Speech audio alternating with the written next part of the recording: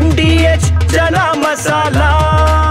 ಈಗ ಕಡಲೆ ಇರಲಿ, ಹಲಸಂದೆ ಬೀಜ, ಕಪ್ಪು ಕಡಲೆ ಅಥವಾ ಬಿಳಿ ಕಡಲೆ, ಎಲ್ಲವೂ ಸ್ವಾದಿಷ್ಟವಾಗುತ್ತೆ. ಧರ್ಮಸ್ಥಳದಲ್ಲಿ ಕೆಲವೇ ಕ್ಷಣಗಳಲ್ಲಿ ಶೋಧ ಮತ್ತೆ ಆರಂಭ ಆಗುತ್ತೆ. ಕಾರ್ಯಾಚರಣೆ ಮತ್ತೆ ಮುಂದುವರಿಯಲಿದೆ. ಶೋಧ ಕಾರ್ಯಾಚರಣೆ ಸದ್ಯಕ್ಕೆ ನಿನ್ನೆ ದಿನಕ್ಕೆ ಸ್ವಲ್ಪ ಹಾಲ್ಟ್ ಆಗಿತ್ತು, ಭಾನುವಾರ ಆದಂಥ ಕಾರಣ. ಅದಾದ ಈಗ 11, 12, 13ನೇ ಜಾಗದಲ್ಲಿ ಶೋಧ ಆರಂಭ ಆಗಲಿದೆ. ಈಗಾಗಲೇ SIT ಕಚೇರಿಗೆ ದೂರುದಾರ ಆಗಮಿಸಿದ್ದಾರೆ. ಬೆಳ್ತಂಗಡಿ SIT ಕಚೇರಿಗೆ ಆಗಮಿಸಿರುವಂತಹ ದೂರುದಾರ ಆತ ಗುರುತಿಸಿರುವಂಥ ಒಟ್ಟು 13 ಪಾಯಿಂಟ್ಗಳಿಗೆ ಭದ್ರತೆ ನೀಡಲಾಗಿದೆ. ಬಾಕಿ ಉಳಿದಿರುವಂಥ 3 ಪಾಯಿಂಟ್ಗಳೀಗ ಏನು ಸಿಗುತ್ತೆ ಅನ್ನೋದು ಈಗ ಎಲ್ರಿಗೂ ಕೂಡ ಇರುವಂಥ ಕುತೂಹಲ. ಈಗಾಗಲೇ 10 ಪಾಯಿಂಟ್ ಆಗಿದೆ. ಇನ್ನಿರುವಂಥ 3 ಪಾಯಿಂಟ್ಗಳು 11, 12, 13. ಸೊ ದೂರುದಾರ ಪಾಯಿಂಟ್ಔಟ್ ಮಾಡಿರುವಂಥ, ಮಾರ್ಕ್ ಮಾಡಿರುವಂಥ ಜಾಗ ಏನಿದೆ ಅಲ್ಲಿ ಇವತ್ತು ಡಿಗ್ಗಿಂಗ್ ಶುರುವಾಗುತ್ತೆ. ಈಗಾಗಲೇ SIT ಕಚೇರಿಗೆ ದೂರುದಾರ ಆಗಮಿಸಿ ಆಗಿದೆ. ಇನ್ನು 11ನೇ ಪಾಯಿಂಟ್ನತ್ತ ತೆರಳಿದಂಥ SIT ಅಧಿಕಾರಿಗಳು ಬೆಳ್ತಂಗಡಿ SIT ಕಚೇರಿಯಿಂದ ಈಗ ಟೀಮ್ ಹೊರಟಿದೆ. ದೂರುದಾರನ ಜೊತೆಗೆ ಹೊರಟಂಥ SIT ಅಧಿಕಾರಿಗಳು ಉಳಿದಿರುವಂಥ 3 ಪಾಯಿಂಟ್ಗಳಲ್ಲೂ ಕೂಡ ಇವತ್ತು ಉತ್ಖನನ ಆರಂಭ ಆಗುತ್ತೆ. ಒಂದು ದಿನದ ಮಟ್ಟಿಗೆ ಈ ಶೋಧ ಕಾರ್ಯವನ್ನು ನಿಲ್ಲಿಸಲಾಗಿತ್ತು, ಯಾಕಂದರೆ ಒಂದಷ್ಟು ಸಮಯ ಬೇಕಾಗಿರೋದ್ರಿಂದ. ಜೊತೆಗೆ ಇದುವರೆಗೆ ಆಗಿರುವಂಥ 10 ಪಾಯಿಂಟ್ಗಳಲ್ಲಿ ಏನೇನು ಶೋಧ ನಡೀತು ಇದರ ಬಗ್ಗೆ ಕೂಡ ಈಗ ಏನು ಔಟ್ಕಮ್ ಬರುತ್ತೆ ಅದರ ಬಗ್ಗೆ ಕುತೂಹಲ ಇದೆ. ನಿರೀಕ್ಷಿತ ಮಟ್ಟದಲ್ಲಿ ಏನು ದೂರುದಾರ ಕಂಪ್ಲೇಂಟ್ ಕೊಟ್ಟಂಥ ಮಟ್ಟಕ್ಕೆ ಈ ಶೋಧ ಸಂದರ್ಭದಲ್ಲಿ ವಿಚಾರಗಳು ಸಿಕ್ಕಿರಲಿಲ್ಲ. ಸದ್ಯ ಈಗ ಹೆಚ್ಚಿನ ಮಾಹಿತಿಯನ್ನು ಕೊಡೋದಕ್ಕೆ ಅಶೋಕ್ ಹಾಗೆ ಪೃಥ್ವಿರಾಜ್ ಇಬ್ಬರೂ ಕೂಡ ಜಾಯ್ನ್ ಆಗಿದ್ದಾರೆ. ಮೊದಲು ಪೃಥ್ವಿರಾಜ್ ಬಳಿ ಹೋಗೋದಾದರೆ, ನಾವು ಗಮನಿಸ್ತಾ ಇದ್ದೀವಿ ಪೃಥ್ವಿ ಈಗ ಕಳೆದ ಅಷ್ಟು ದಿನಗಳಿಂದ ಏನೇನು ಹುಡುಕಾಟ ನಡೀತಾ ಇದೆ, ಇವತ್ತು 11, 12, 13 ಈ ಒಂದು ಅಪ್ಡೇಟ್ ಈಗ ಸಿಗುತ್ತೆ. ಏನಾಗುತ್ತೆ ಅಲ್ಲಿ, ಏನು ಶೋಧ ಮಾಡಿದಾಗ ಏನಾದರೂ ಇಷ್ಟು ದಿನ ಸಿಗದೇ ಇರುವಂಥದ್ದು ಇವತ್ತು ಸಿಗ್ಬೋದಾ ಅನ್ನೋ ನಿರೀಕ್ಷೆ. ಸದ್ಯದ ಅಪ್ಡೇಟ್ ಏನಿದೆ ಪೃಥ್ವಿ? ಖಂಡಿತ ಅವಿನಾಶ್, ಇವತ್ತು 6ನೇ ದಿನದ ಕಾರ್ಯಾಚರಣೆ, ಅಂದರೆ ಈ ಉತ್ಖನನದ 6ನೇ ದಿನದ ಕಾರ್ಯಾಚರಣೆ ಇವತ್ತು 11ನೇ ಪಾಯಿಂಟ್ನಿಂದ ಆರಂಭಿಸ್ತಾರೆ. ಮೊನ್ನೆವರೆಗೂ ಕೂಡ 1ರಿಂದ 10 ಪಾಯಿಂಟ್ವರೆಗೂ ಕೂಡ ಮುಗಿಸಿದ್ರು. ಇವತ್ತು 11ನೇ ಪಾಯಿಂಟನ್ನು ಆರಂಭಿಸ್ತಾ ಇರುವಂಥದ್ದು. ಇಲ್ಲಿ ಎಲ್ಲ ಸಿದ್ಧತೆಗಳು ನಡೀತಾ ಇದೆ. ಸೊ ನಾನಿವಾಗ 11ನೇ ಪಾಯಿಂಟ್ ಹತ್ರ ಇದ್ದೀನಿ. ಇಲ್ಲಿ ನೋಡ್ಬೋದಾಗಿದೆ, ಅಲ್ಲಿ ರಸ್ತೆಯನ್ನು ಮಾಡೋಕೆ, ಎಲ್ಲರೂ ಹೋಗಲಿಕ್ಕೆ ರಸ್ತೆಯನ್ನು ಮಾಡಲಿಕ್ಕೆ ಈ ಒಂದು ಮಿನಿ ಅರ್ತ್ ಮೂವರನ್ನು ಬಳಸ್ಕೊಳ್ತಾ ಇರೋದನ್ನು ನಾವಿಲ್ಲಿ ನೋಡ್ಬೋದಾಗಿದೆ. ಅಂದರೆ ಆ ಒಂದು ಪಾಯಿಂಟ್ ಏನಿದೆ, ಆ ಒಂದು 11 ಮತ್ತು 12ನೇ ಪಾಯಿಂಟ್ ಏನಿದೆ ಅದರ ಮಧ್ಯದಲ್ಲಿ ಈ ಒಂದು ಅರ್ತ್ ಮೂವರಲ್ಲಿ ಈ ರಸ್ತೆಯನ್ನು ಮಾಡ್ತಾ ಇರುವಂಥದ್ದು. ಅಂದರೆ ಈಗ FSL ತಂಡ ಮತ್ತು ಅವರೆಲ್ಲರೂ ಕೂಡ ಬರುವಂಥ ಸಂದರ್ಭದಲ್ಲಿ ಇಲ್ಲಿ ಇವಾಗ ಅರ್ತ್ ಮೂವರ್ಗಳನ್ನು ಬಳಸಿ ಆ ಒಂದು ಅವರಿಗೆ ಹೋಗಲಿಕ್ಕೆ ದಾರಿ ಮಾಡಿಕೊಡ್ತಾ ಇರುವಂಥದ್ದು. ಸೊ ಅಲ್ಲಿ ನೋಡ್ಬೋದು, ಆ ಒಂದು ಪ್ರದೇಶ ಅರ್ತ್ ಮೂವರ್ ಏನಿದೆ ಅದರ ಎಡಭಾಗದಲ್ಲಿ ಈ ಒಂದು 11ನೇ ನಂಬರ್ ಪಾಯಿಂಟ್ ಇರುವಂಥದ್ದು, ಅದರ ಬಲಭಾಗದಲ್ಲಿ 12ನೇ ಪಾಯಿಂಟ್ ನಂಬರ್ ಇರುವಂಥದ್ದು. ಸದ್ಯಕ್ಕೆ 2 ಪಾಯಿಂಟ್ಗಳನ್ನು ಕೂಡ ಇವತ್ತು ಆಗಿರುವಂಥ ಸಾಧ್ಯತೆಗಳಿದೆ. ಯಾಕೆಂತ ಹೇಳಿದರೆ ಏನಾದರೂ ಅಸ್ಥಿಪಂಜರ ಮೂಳೆ ಸಿಕ್ಕಿದ ಪಕ್ಷದಲ್ಲಿ ಅದು ಜಾಸ್ತಿ ಟೈಮ್ ತಗೊಳುತ್ತೆ. ಆದರೆ ಏನು ಸಿಗಲಿಲ್ಲ ಅಂತ ಹೇಳಿದರೆ ಆ 2 ಪಾಯಿಂಟ್ಗಳು ಕೂಡ ಬೇಗ ಆಗುವಂಥದ್ದು. ಸೊ ಅದರಿಂದ ಎಲ್ಲರೂ ಕೂಡ ಇಲ್ಲಿಗೆ ಸಿಬ್ಬಂದಿಗಳು, ಪೊಲೀಸವರು, ಒಂದು ಪೌರ ಕಾರ್ಮಿಕರು ಎಲ್ಲರೂ ಕೂಡ ಈಗ ಆಗಮಿಸಿರುವಂಥದ್ದು. SIT ಅಧಿಕಾರಿಗಳು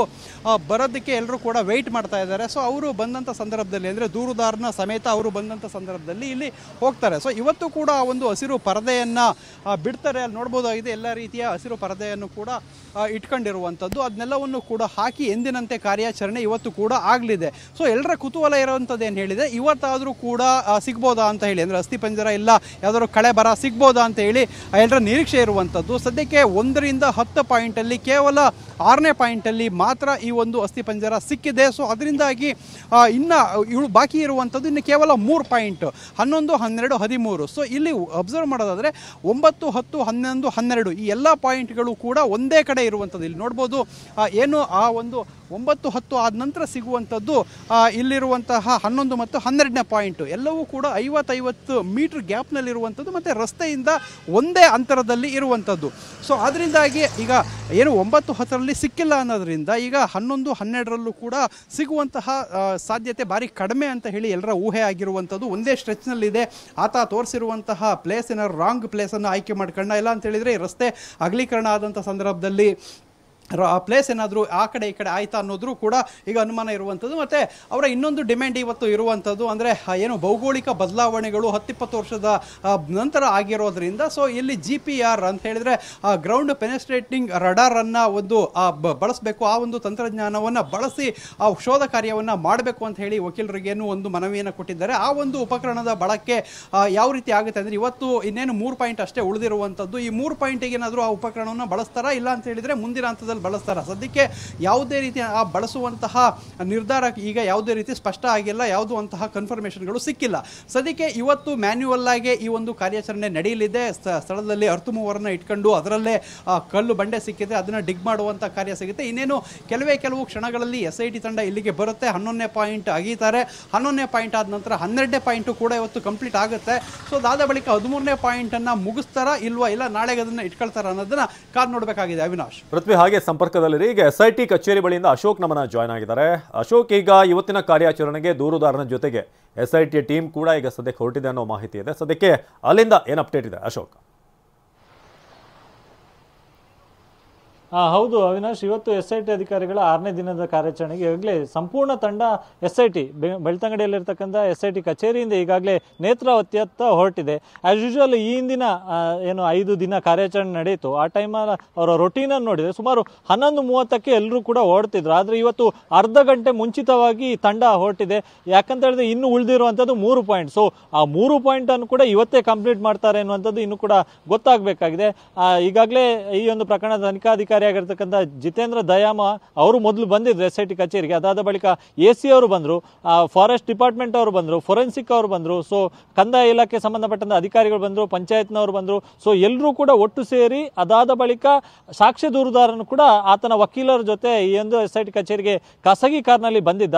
ಸೊ ಆತನನ್ನು ಕೂಡ SIT ತಂಡಕ್ಕೆ ಹ್ಯಾಂಡ್ ಓವರ್ ಮಾಡಿ ಅದಾದ ಬಳಿಕ SIT ತಂಡದ ಜೊತೆಗೆ ಇದೀಗ ಸಾಕ್ಷಿ ದೂರುದಾರ ಸಹಿತ ಎಲ್ಲ ಅಧಿಕಾರಿ ಸಿಬ್ಬಂದಿಗಳು ಈಗಾಗಲೇ ಹೊರಟಿರುವಂಥದ್ದು. ಇನ್ನೊಂದು ಪ್ರಮುಖ ಬೇಡಿಕೆ ಅವರ ಸಾಕ್ಷ್ಯ ದೂರುದಾರನ ಪರವಾದ ವಕೀಲರ ಬೇಡಿಕೆ ಇದ್ದಂಥದ್ದು GPR ತಂತ್ರಜ್ಞಾನವನ್ನು ಬಳಸಿಕೊಂಡು ಮುಂದಿನ ಕಾರ್ಯಾಚರಣೆ ಮಾಡಬೇಕು ಅಂತ ಹೇಳಿ.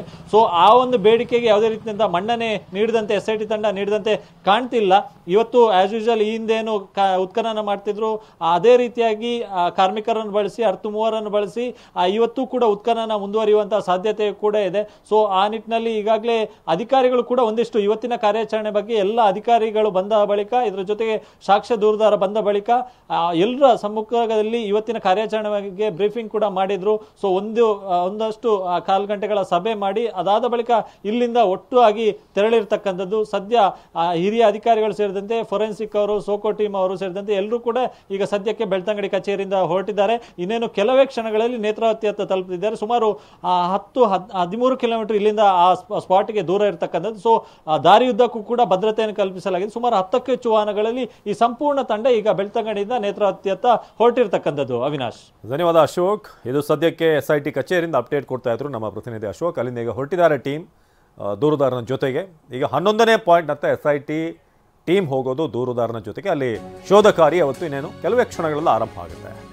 ಇನ್ನು 6ನೇ ಪಾಯಿಂಟ್ನಲ್ಲಿ ಪತ್ತೆಯಾದಂಥ ಅಸ್ಥಿಪಂಜರ ರಹಸ್ಯ ಫಾರೆನ್ಸಿಕ್ ಟೀಮ್ಗೆ ಮೂಳೆ ರಹಸ್ಯ ಈಗ ಸವಾಲಾಗಿದೆಯಾ ಅಂತ DNA ಸೇರಿ ಹಲವು ಬಗೆಯ ಸಂಶೋಧನೆ ಈಗ ಸವಾಲಾಗಿದೆ.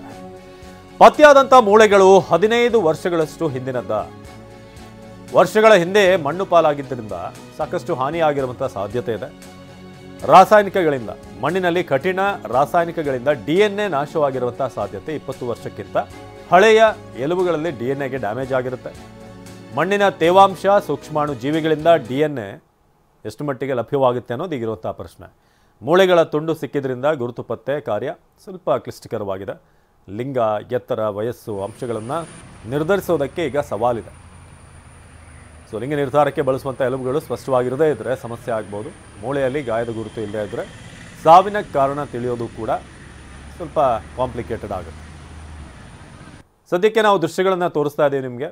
ಇವತ್ತು 11, 12, 13 3 ಪಾಯಿಂಟ್ಗಳಲ್ಲೂ ಕೂಡ ಕಾರ್ಯಾಚರಣೆ ಆರಂಭ ಆಗುತ್ತೆ. ಮೊದಲಿಗೆ 11ನೇ ಪಾಯಿಂಟ್ ಸೀರಿಯಲ್ ಪ್ರಕಾರ ಬರ್ತಾ ಇರೋದ್ರಿಂದ 11ನೇ ಪಾಯಿಂಟ್ ಭಾಳಷ್ಟು ಕುತೂಹಲ ಇತ್ತು. 6ನೇ ಪಾಯಿಂಟ್ ವಿಚಾರವಾಗಿ. ಅದಾದಮೇಲೆ 9ನೇ ಪಾಯಿಂಟ್ನಲ್ಲಿ ಏನೋ ಒಂದು ಸಿಗ್ಬೋದು ಈ ದೂರದಾರ ಹೇಳಿದಂಥ ವಿಚಾರ ಅಂತ. ಆದರೆ ಈಗ 11, 12, 13 ಇವತ್ತಿಂದ ಆರಂಭ ಆಗಿದೆ. ಸೊ ಪೃಥ್ವಿ ಈಗ ಅದೇ ಸ್ಪಾಟ್ನಿಂದ ಹೆಚ್ಚಿನ ಮಾಹಿತಿಯನ್ನು ನೀಡ್ತಾ ಇದ್ರು. ಪೃಥ್ವಿ, ಈಗ ಆಗಲೇ ಹೇಳ್ತಾ ಇದ್ವಿ ನಾವು ಹಿಂದಿನ ಸ್ಪಾಟ್ನಲ್ಲಿ 6ನೇ ಸ್ಪಾಟ್ನಲ್ಲಿ ಸಿಕ್ಕಂಥ ಅಸ್ಥಿಪಂಜರವನ್ನು FSLಗೆ ಕಳಿಸಿದ ಮೇಲೆ ಅಲ್ಲೂ ಕೂಡ ಒಂದಷ್ಟು ಕಾಂಪ್ಲಿಕೇಶನ್ ಇದೆ, ಅದನ್ನು ನಿಜವಾದಂಥ ಕಾರಣ ಪತ್ತೆ ಹಚ್ಚುವಂಥ ನಿಟ್ಟಿನಲ್ಲಿ ಅಂತ. ಆದರೆ ಈಗ ಇವತ್ತಿನ ಕುತೂಹಲ ಇರೋದು 11, 12, 13 ಇದುವರೆಗೆ ಆಗಿರುವಂಥ ಬೆಳವಣಿಗೆಗಳು ಈ ಕೇಸ್ನಲ್ಲಿ ಏನು ಸದ್ಯಕ್ಕೆ ಏನೇನು ಆಗ್ತಿದೆ, ಜೊತೆಗೆ ಈ 6ನೇ ಅಸ್ಥಿಪಂಜರ 6ನೇ ಪಾಯಿಂಟ್ನಲ್ಲಿ ಸಿಕ್ಕಂಥ ಅಸ್ಥಿಪಂಜರ, ಸೊ ಅದಕ್ಕೆ ಸಂಬಂಧಪಟ್ಟಾಗ ಏನು ಅಪ್ಡೇಟ್ ಇದೆ ಅಂತ. ಖಂಡಿತ ಅವಿನಾಶ್, ಏನು 6ನೇ ಪಾಯಿಂಟ್ನಲ್ಲಿ ಒಂದು ಅಸ್ಥಿಪಂಜರ ಸಿಕ್ಕಿತ್ತು. ಈಗ ಅದರ ಒಂದು DNA ಟೆಸ್ಟ್ ಎಲ್ಲವೂ ಕೂಡ ಆ ಪ್ರೋಸೆಸ್ ನಡೀತಾ ಇದೆ. ಸೊ ವಿಧಿವಿಜ್ಞಾನ ಪ್ರಯೋಗಾಲಯದಲ್ಲಿ ಆ ಒಂದು ಪ್ರೋಸೆಸ್ ನಡೀತಾ ಇದೆ. ಆ ಪ್ರೋಸೆಸ್ ನಡೆಯುವಂಥ ಸಂದರ್ಭದಲ್ಲಿ ಸಿಕ್ಕಂಥ ಮಾಹಿತಿ ಏನಂತ ಹೇಳಿದರೆ, ಅದು 15-20 ವರ್ಷಕ್ಕೂ ಹಳೆಯದಾದ ಒಂದು ಅಸ್ಥಿಪಂಜರ ಇರ್ಬೋದು ಅನ್ನೋ ಪ್ರಾಥಮಿಕ ಮಾಹಿತಿ ಸಿಕ್ಕಿರುವಂಥದ್ದು. ಯಾಕೆಂತ ಹೇಳಿದರೆ ಅಲ್ಲಿ ಕೆಲವೊಂದು ಭೂಮಿಯಲ್ಲಿ ಇದ್ದಂತಹ ರಾಸಾಯನಿಕ ವಸ್ತುಗಳು ಮಿಕ್ಸಪ್ ಆಗಿ ಅಲ್ಲಿ DNA ಅಂದರೆ ಅದು ಪತ್ತೆ ಆಗಲಿಕ್ಕೆ ಸಾಧ್ಯವಾಗದ ರೀತಿಯಲ್ಲಿ ಡಿಕಂಪೋಸ್ ಆಗಿರುವಂಥ ಸಾಧ್ಯತೆಗಳು ಇದೆ ಅನ್ನೋ ಮಾಹಿತಿ ಸಿಗ್ತಾ ಇದೆ. ಮತ್ತೆ ಅದನ್ನ ಕಂಡುಹಿಡಿಯುವ ನಿಟ್ಟಿನಲ್ಲೂ ಕೂಡ ಎಲ್ಲ ಏನು ಆ ಒಂದು ವಿಜ್ಞಾನಿಗಳು ಪ್ರಯತ್ನ ಪಡ್ತಾ ಇರುವಂಥದ್ದು. ಅಂದರೆ ಪ್ರಮುಖವಾಗಿ ಅದರ ಏಜ್ ಎಷ್ಟು ಮತ್ತೆ ಅದರ ಲಿಂಗ ಯಾವುದು ಅನ್ನೋದನ್ನ ಪತ್ತೆ ಮಾಡಬೇಕಾಗಿರುತ್ತೆ. ಆಲ್ಮೋಸ್ಟ್ ಅದನ್ನ ಪ್ರಾಥಮಿಕ ಹಂತದಲ್ಲಿ ಅದನ್ನ ಮೇಲ್ ಸ್ಕೆಲಿಟನ್ ಅಂತಾನೆ ಡಿಸೈಡ್ ಮಾಡಲಾಗಿತ್ತು. ಸೊ ಅದು ಎಕ್ಸಾಕ್ಟ್ ಆಗಿ ಈ ಒಂದು FSL ವರದಿಯಲ್ಲಿ ಏನು ಬರುತ್ತೆ ಅಂತ ಕಾಯ್ತಾ ಇರುವಂಥ ಸಂದರ್ಭದಲ್ಲಿ ಅವರು ಅದನ್ನು ಈಗ ಕಂಡುಹಿಡಿತಾ ಇರುವಂಥದ್ದು. ಸೊ ಇಲ್ಲಿ ಆ ಲಿಂಗವನ್ನು ಪತ್ತೆ ಹಚ್ಚುವಲ್ಲಿ ಯಾವುದೇ ರೀತಿ ಅಷ್ಟೊಂದು ಗೊಂದಲ ಆಗಿಲ್ಲ ಅನ್ನೋದು ವಿಚಾರ ತಿಳಿದು ಬರ್ತಾ ಇದೆ. ಆದರೆ ಆ ಒಂದು DNA ಅನ್ನು ಪತ್ತೆ ಹಚ್ಚುವಲ್ಲಿ ಸ್ವಲ್ಪ ಕ್ಲಿಷ್ಟಕರ ಆಗಿದೆ. DNA ಆ ಒಂದು ಒಳಗಡೆ ಅಂಶ ಸಿಗ್ತಾ ಇಲ್ಲ.